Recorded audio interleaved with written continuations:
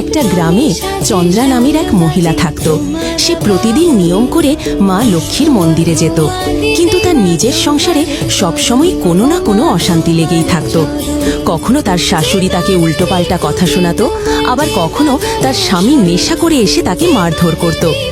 একদিন তার স্বামী প্রচণ্ড নেশা করে এসে তাকে গালাগালি করে বাড়ি থেকে বের করে দিল।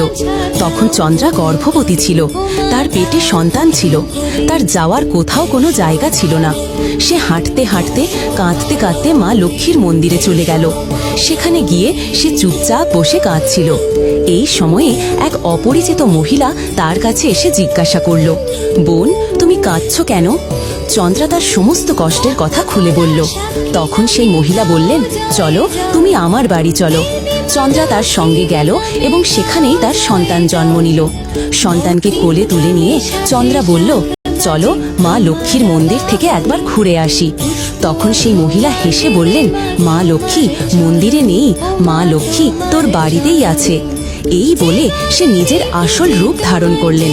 তিনি নিজেই স্বয়ং মা লক্ষ্মী।